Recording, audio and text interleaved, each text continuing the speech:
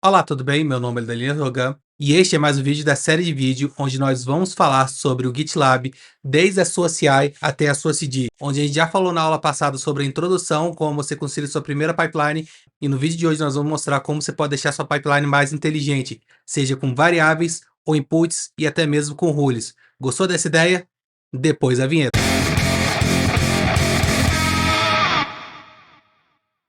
Para você que caiu de paraquedas aqui e não sabe do que eu estou falando, esse é uma série de vídeos onde você pode ver aqui, estou deixando aqui na tela, o link para o nosso GitLab. Nesse GitLab você consegue ver a aula 1 e o resumo geral que a gente tem aqui do nosso curso. Então você pode ver aqui os outros links conforme saído e um link também para a playlist onde você vai conseguir ver todos os nossos vídeos que a gente lançou até esse momento. Vai lá, acessa, o link está aqui no primeiro no fixado. Vamos começar aqui então, já deixei preparado aqui nosso repositório número 2. Vamos então criar o nosso arquivo padrão. E a partir dele que a gente vai evoluir. Correto? Já ficou com a raposinha ali do lado. Como que a gente vai fazer então para entender variáveis? Primeiramente, como que eu posso fazer para definir variáveis na minha CI? Aí a gente tem diversas formas e é o que a gente vai explorar neste vídeo. Vamos primeiro na forma mais básica, que é quando a gente vai definir do lado de fora aqui da nossa CI. Então, vamos botar aqui variables, e eu já te explico para que servem esses variables.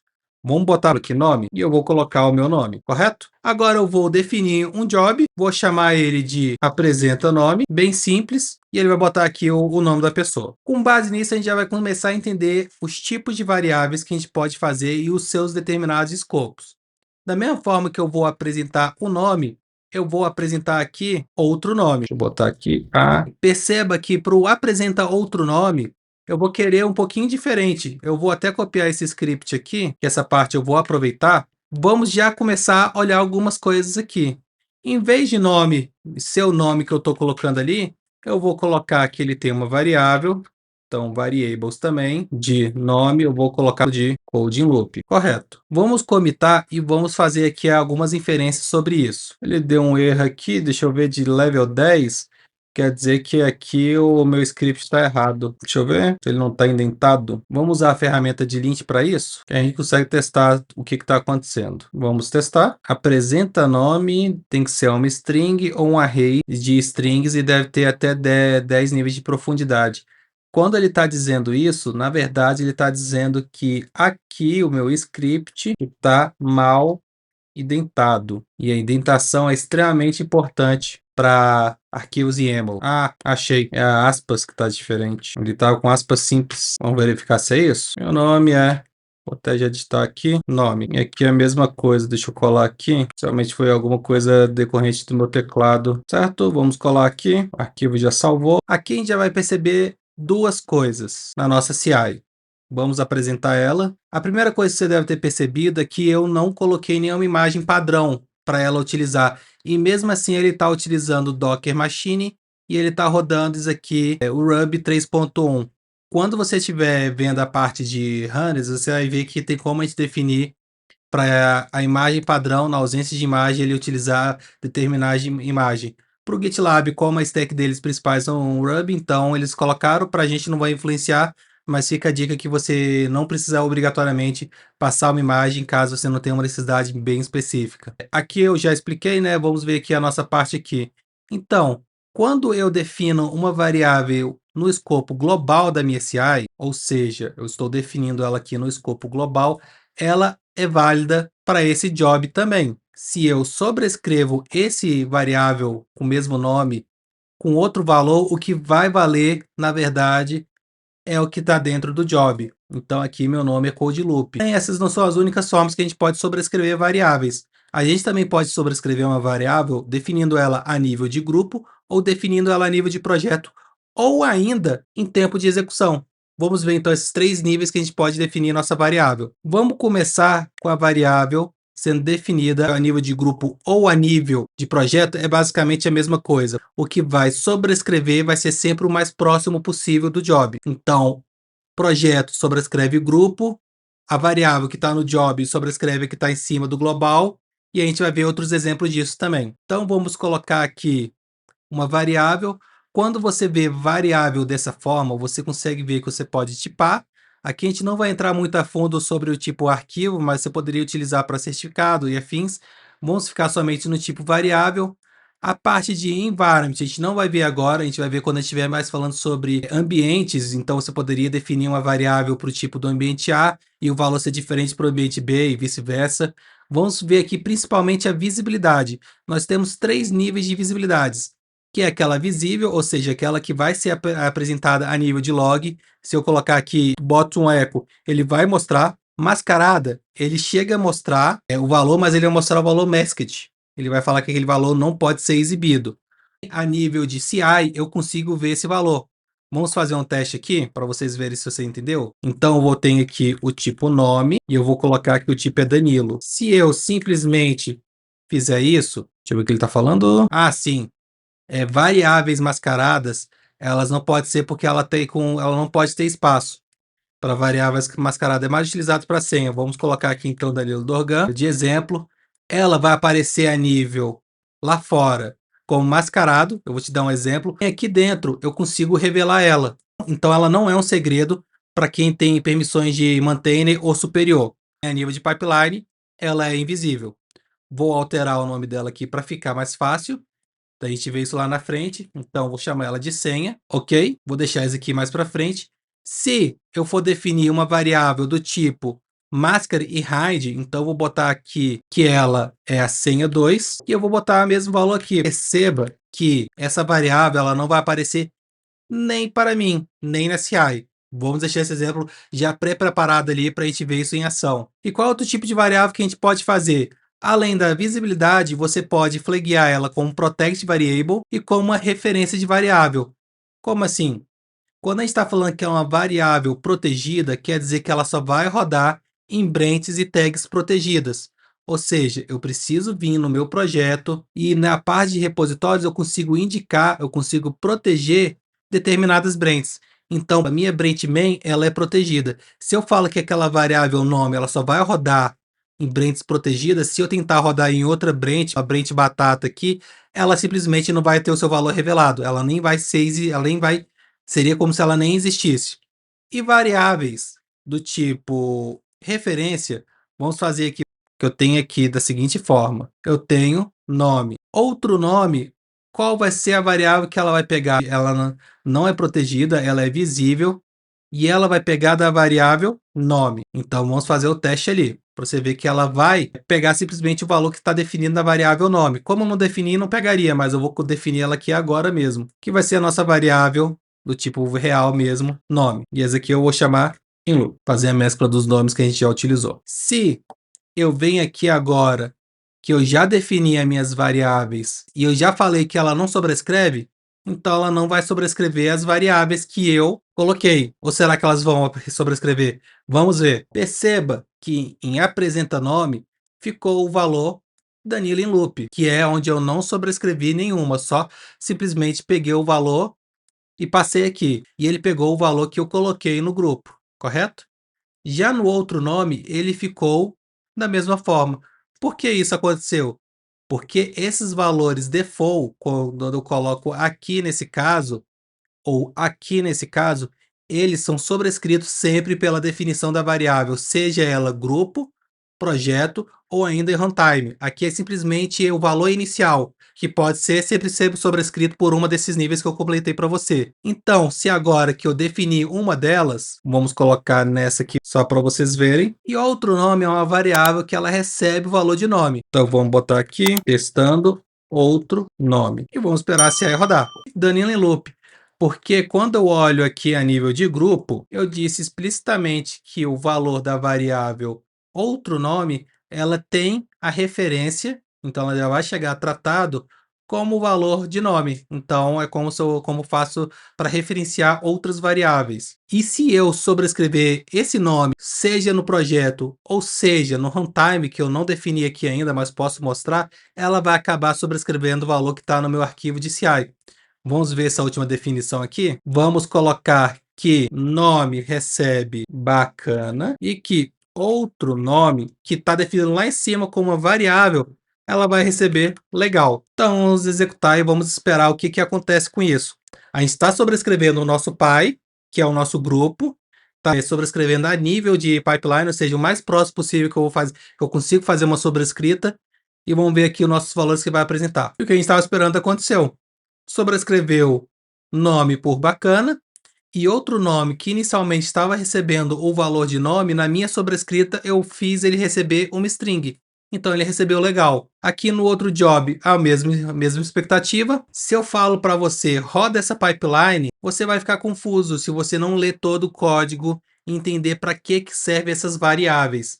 Então uma forma interessante disso é, em vez de você definir variável desta forma, seria você fazer da seguinte forma. Vamos apagar esse nome e vamos falar que ela tem uma description, que eu vou chamar de nome da pessoa, e que ela tem um value, ou seja, um valor definido por padrão. Caso ela não tenha, basta deixar dessa forma. Caso ela tenha, eu posso colocar aqui. Então, eu vou colocar que o valor dela é Danilo e que o outro nome, vou apertar aqui, ele não tem um valor padrão. E vamos ver qual vai ser o comportamento padrão da CI ao fazer isso. Vamos botar aqui, adicionando descrição às envs. Detalhe que isso não funciona quando a gente está fazendo variáveis dentro do job, somente variáveis globais. Vamos dar uma olhada aqui agora. A princípio, o push aconteceu e nada mudou, porque a mudança não acontece na execução da pipeline. Aqui vai ser indiferente. Quando você vai executar um job de forma manual, ou seja, new pipeline, aí você vai reparar a diferença. Eu já tenho inputs aqui que eu vou falar logo mais. Aqui embaixo eu tenho variável do tipo nome, ou seja, o valor nome, tem a descrição nome da pessoa e o valor padrão é Danilo. E o outro nome tem a descrição sobrenome. Com isso, você consegue trazer bem mais valor para a sua CI, bem mais valor e entendimento. Quando eu vou preencher, primeiro, já sei quais são os valores possíveis. Eu não vou simplesmente botar aqui algo como batata, porque eu não sei que o valor existe sem ter que olhar ali no código. Aqui eu já sei os valores e eu já sei quais são os possíveis valor default. Aqui eu posso colocar Dorgan e aqui eu posso colocar Danilo, somente inverter. E essa variável que eu nem sei que existe, eu poderia colocar, legal, como ela nem existe, nada vai influenciar. O GitLab vai simplesmente ignorar que ela existe. Aqui a execução vai ser padrão. Vamos dar uma olhadinha mais uma vez. Correto, inverteu como a gente queria. Vamos agora imaginar um cenário onde a gente consegue passar a variável de um job para o outro. E ele vai ser, eu vou ecoar o seguinte valor, variável exemplo. E aqui nós vamos colocar o valor da variável, que vai ser coding loop. Como eu quero salvar essa variável para ela ser consumida em outra variável, eu vou chamar ela, vou usar uma seta caso esse arquivo não exista e eu vou sobrescrever caso ele exista, e duas setas caso eu queira concatenar no final. Como o nosso exemplo ele não vai existir, eu vou chamar ele de build.env. Para utilizar essa transição de variáveis de um job para o outro, como que eu vou fazer? Ele já está me sugerindo ali, eu preciso usar os artefatos. Eu ainda não vou me aprofundar muito aqui, mas vamos olhar como que a gente vai fazer com ele. Vamos definir artefato do tipo report, e aqui a gente vai colocar que o nossa env ela é do tipo .env e ela está com valor build.env, bem como ficou aqui. E agora, como que a gente faz para usar a variável? Vamos usar o job usar a variável e ele simplesmente vai ter um script que eu vou colocar. Um detalhe que eu deixei passar desapercebido é que eu não mostrei ainda, mas para que eu explique para o GitLab que ele precisa desse job aqui, dessa variável, eu tenho que colocar que ele tem um dependency, ou seja, que ele depende do meu job criar a variável. Porque dessa forma, caso os dois estejam correndo em paralelo, ele vai esperar, ele vai saber que ele depende. Acabei perdendo a parte aqui do vídeo, mas uma das coisas que eu demonstrei, mas não saiu no vídeo, eu vou explicar aqui, é que para isso funcionar, eu preciso que os dois jobs sejam separados por pelo menos um stage. No vídeo passado, você já viu que existe stage, então aqui eu acabei colocando o stage build, onde ele cria minha variável, poderia ser o job build também, e aqui a variável stage, onde eu estou chamando de teste, ele usa a variável que foi criada ali pelo build. Então ele depende do job criar a variável e ele vai utilizar. Como consequência aqui, o valor da variável é code in loop. E se você verificar aqui, o valor que eu coloco aqui é code loop. Então, Recapitulando, eu consigo transferir variáveis de um job para o outro desde que ele tenha dependency. Explico mais posteriormente com outros exemplos em que cenários reais você usaria os dependency e que ele seja separado entre jobs. Com isso, a gente já fez uma boa explicação do que é variáveis. Quais seriam os cenários reais que eu poderia utilizar? Que não seja ficar passando uma variável de um lado para o outro. Eu poderia usar isso aqui juntamente com rules. Vamos voltar aqui à variável e vamos apagar esse exemplo aqui. Então, eu vou colocar aqui construindo PRD. E vamos supor que esse é um job que eu vou construir um ambiente de produção. Então, build PRD. Eu não quero que ele rode o tempo todo esse build. Esse build ele só é necessário quando eu vou ter um sinal que ele vai ser criado. Eu poderia utilizar uma variável, eu poderia ter uma tag para sinalizar isso, ou seja, quando uma tag existir, ou posso ter uma regra que define isso para mim. Eu criar uma regra e essa minha regra ela vai ser se a variável do tipo for build prd for igual a true, ela vai rodar. Quando? Se a variável for true, o que vai acontecer? Quando ela for um sucesso, ou seja, quando os jobs anteriores tiver um success. Então, por padrão, ela nunca vai rodar. Vamos apagar aqui essa variável. O meu if aqui está errado, não vi que ele estava coladinho ali. Então, se a minha variável existir, ele vai construir PRD, senão não. E vamos botar aqui CI, deixando a nossa CI um pouco mais esperta, adicionando condicional. Por padrão, essa variável não existe, então meu job nem deve rodar. Se eu tentar rodar ele aqui, não tem nada para rodar. Então, nós vamos copiar o nosso valor aqui e vamos definir ele aqui embaixo. Agora tem alguma coisa para rodar. E é assim que você pode fazer a utilização de variáveis para tornar a sua pipeline mais dinâmica. Você consegue adicionar condição, você consegue adicionar não somente condição, como você pode encadear um job sendo condicional de outro job. Só vai rodar quando esse job rodar com sucesso, só vai rodar se essa variável existir, só vai rodar se aquele arquivo estiver presente naquele projeto, ter sido modificado naquele projeto.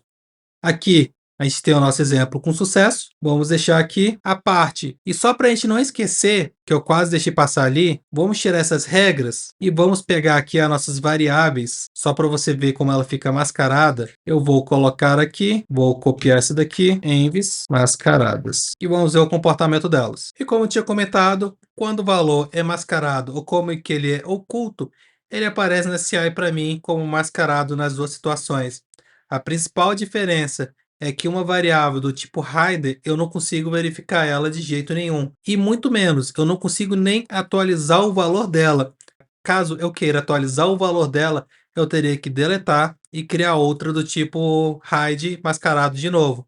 Já a variável somente mascarada, ele simplesmente não aparece na nossa CI sendo executada. E se eu vier aqui mudar para 2 no final, se eu rodar simplesmente um retry, nada vai continuar sendo mascarado. A autenticação que a gente for fazer vai receber o valor correto, ele só não vai ser exibido a nível de log. Então, não é só porque ele não aparece a nível de log que ele não está sendo passado o valor correto para o meu serviço, para a minha chamada autenticada, qualquer que seja que eu vou fazer com ele. Vamos só agora falar um pouco de inputs. Você já sabe o que é input, como a gente pode utilizar input? Input é bem parecido com variáveis, é uma versão evoluída, digamos assim. Inclusive, se você quiser saber como a gente pode utilizar inputs, a gente fez um vídeo já onde a gente fala sobre GitLab componentes. Lá tem diversos exemplos utilizando inputs. Aqui a gente vai simplesmente introduzir os inputs e como você pode fazer os usos deles, combinado?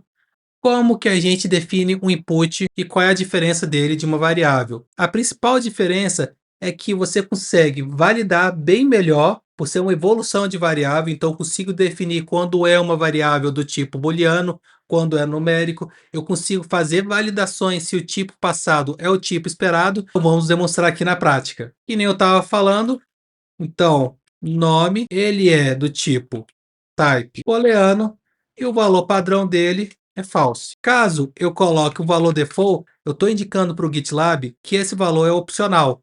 Caso eu tire, vou tirar, ele está falando que esse é uma variável do tipo, que é um input do tipo obrigatório. Além disso, eu vou colocar uma descrição, então uma description, e eu vou colocar nome job. Ele eu não vou tipar, porque o tipo padrão dele é string, então vou simplesmente descrever aqui, description, nome do job. Só ajustar aqui porque ficou errado, tem que ficar aqui alinhado, correto? E vamos definir outras variáveis. número, porta. Vamos supor que eu quero subir uma porta, alguma coisa assim. Ele vai ser do tipo, vamos botar aqui type, number, e ele é descrição, número da porta. Eu só aceito 2 portas nesses casos. As opções, ela é uma lista, então eu vou colocar que eu suporto a porta 8080, a porta 443 e a porta 80. Qualquer valor diferente disso ele não vai deixar. Vou falar que ele tem o valor default, é a porta 443. E além disso, para a gente já testar, o que mais a gente pode fazer aqui? Ok, já temos aqui os nossos principais tipos, vamos então testá-lo eles. Vou fazer a minha separação aqui, para que o nome do nosso job seja esse aqui. Vou colocar então que ele é do tipo, como ele é input, a gente acessa ele como input, então vou colocar que ele é nome job, certo? Vamos agora colocar que nem outro script, a gente vai executar dessa forma. Vamos colocar então, opa, deu um tab sem querer. Agora vamos botar aqui, ó, executando na porta, executando porta. Eu vou imprimir a nossa variável input número porta. Ficou correto dessa forma aqui. Além disso, o que mais que a gente colocou? O executa. Então nós vamos colocar uma regra aqui, que vai ser as rules. Essa pipeline, possivelmente ela vai quebrar na main porque ela não está preparada para rodar de forma automática, ela não tem todos os valores definidos por padrão. Então, como eu disse, ela vai falar que tem campos obrigatórios. Executar job, ele tem que ser obrigatório. Como eu não oferecer isso, então essa nossa pipeline ela vai ficar totalmente manual. E como assim? Desta forma. Nome job, ele é obrigatório. Vamos colocar nome job mesmo, ok? Aqui, executar job sim ou não, eu quero que execute. E o número da porta, como você pode ver, eu não tenho erro, eu tenho apenas as opções que eu coloquei. Perceba que isso é bem mais diferente em relação ao input, que mesmo quando a gente coloca descrição, eu não consigo travar dessa forma. Eu não consigo falar que é true ou false. Temos aqui agora o job com o nome que a gente definiu. E se a gente olhar aqui no que a gente está codificando, a gente vai colocar executando na porta. Vamos esperar ele rodar. E ele também está rodando na porta 80. Então, ok. Se eu executar de novo, vamos fazer mais um teste. Desta vez eu quero que ele não rode. Vou chamar de outro job. Então, tanto faz a regra que eu vou colocar. Agora ele vai falar que não tem nenhum job disponível. Ó, input requirement, executa job. Vamos selecionar isso aqui de novo. E como previsto, a pipeline ela tá vazia, então ela não tem nada para rodar. Se eu tivesse o outro job que não tivesse essa condição, ele teria executado, mas sem executar aquele job. Como ele não tem nenhum job elegível para executar, ele realmente não ele realmente não vai executar nada. Aqui nós temos as variáveis caso a gente queira selecionar. Fica aqui a opção para a gente selecionar, no caso a gente quer todas, e a gente também tem a opção de preview dos inputs, que é verificar como que ele vai ser passado ali, como que ele vai ser tratado. Lembrando novamente que essa parte eu já fiz ela correlacionando com componentes do GitLab, então se você quiser ver esse vídeo mais profundo, onde a gente fala de GitLab Components, uso de variáveis, os tipos de variáveis, como eu já falei aqui, dá uma olhada no vídeo aqui, a gente também tem um artigo onde você pode clicar aqui embaixo, links fixados, e lá você consegue ver o material completo. Bem, chegamos no final de mais um vídeo. Agora vamos recapitular o que a gente aprendeu para a gente poder colocar alguns links aqui referência para vocês. A gente falou sobre variáveis, os escopos dela, como a gente pode sobrescrever, os tipos dela, protect e afins. Falamos de inputs. O que eu não falei ainda, mas eu deixo aqui para falar agora, é que o GitLab ele está transicionando da parte de variáveis, então variável até um certo em determinado momento ele vai se tornar obsoleto, eles devem caminhar muito mais para inputs, por ser mais seguro, por permitir mais flexibilidade, maior controle e afins. Então por isso eu já preferi falar de inputs aqui também, para a gente já ir acostumando, já ir adaptando para chegar nesse futuro. E para vocês que querem estudar mais sobre esse tipo de assunto, eu deixei 3 links aqui interessantes. O primeiro, que é a própria documentação sobre variáveis, recomendo. Uma coisa que eu não me aprofundei muito aqui, mas eu já deixo aqui a menção honrosa, é de variáveis pré-definidas. Da mesma forma que eu tenho as minhas variáveis, o GitLab tem as variáveis deles. Então, eu posso fazer bastante uso dessas variáveis para validar determinadas situações e qualquer outro tipo de, e qualquer tipo de situação bem interessante. recomendo fortemente que você dê uma olhada aqui em todas as variáveis que são pré-definidas por GitLab, até para você não sobrescrever uma sem querer e entender o que você pode fazer com elas, desde criação de tag, conclusão de CI, é bem interessante. Aqui você vai ver o nome da variável, aonde ela está disponível e a descrição. Você pode ver que a documentação é bem extensa, recomendo. O link vai estar na descrição. E por último, mais ou menos importante, aqui é onde a gente vai falar sobre a parte de CI/CD envolvendo inputs. Inputs ele não precisa ser somente usado na parte de componentes. Você pode usar ele como uma CI simples, como a gente fez aqui, pode usar ele como templates, ou pode usar ele como componentes, como a gente pode mostrar novamente, como a gente já fez um vídeo. Deixa aqui a documentação também. Então é isso. Espero que você tenha gostado. Se você tiver alguma dúvida, pode deixar aqui nos comentários. Todas as dúvidas que vocês tiverem aqui, sugestões, pode deixar aqui ou lá na issue no GitLab, que a gente vai estar respondendo nos próximos vídeos.